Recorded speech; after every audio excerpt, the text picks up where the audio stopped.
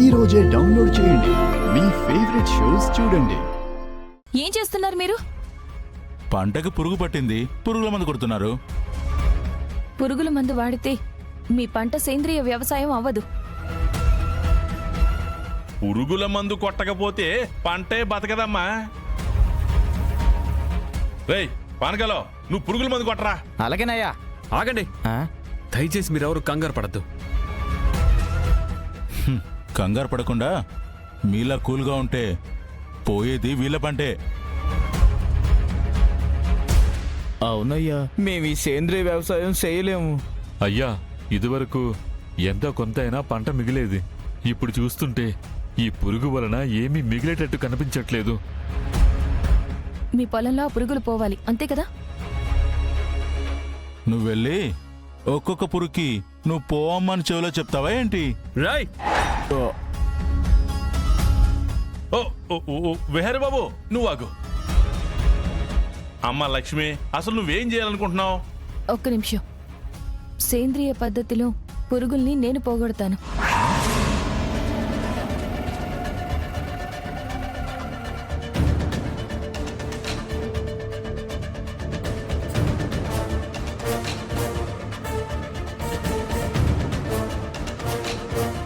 అర్థమైంది కదా? నేను చెప్పినవన్నీ వెళ్ళి తీసుకురండి.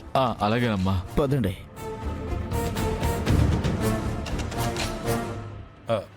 వచ్చారా? అమ్మా, నువ్వు చెప్పినవన్నీ తెచ్చామమ్మా. బాబాయ్, ఇప్పుడు బకెట్స్తో నీళ్లు తీసుకొచ్చి దాంట్లో పోయండి. అలాగేనమ్మా.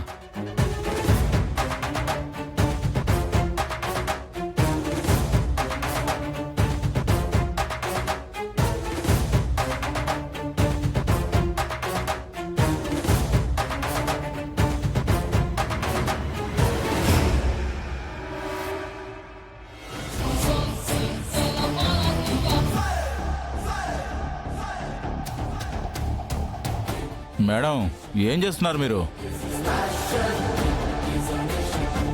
పంటలకి పట్టిన పురుగు పోవడానికి నీళ్ళామృతం తయారు చేస్తున్నాను.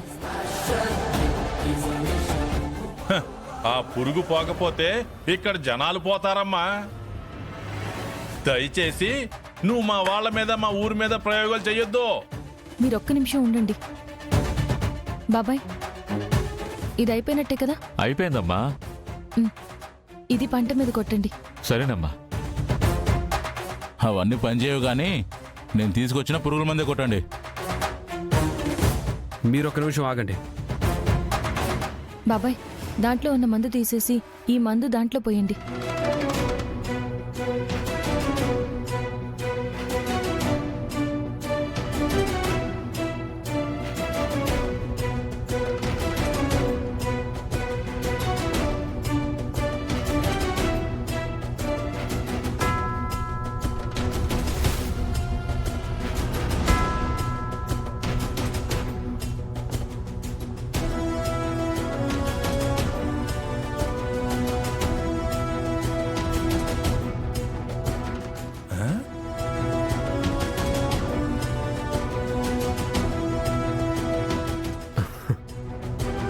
ఒక్కసారి ఇటు చూడండి.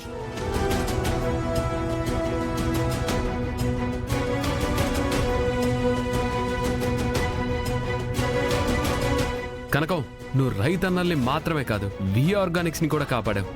సేంద్రియ విధానంలో చాలా మంచి మంచి పద్ధతులున్నాయి విహారీ గారు.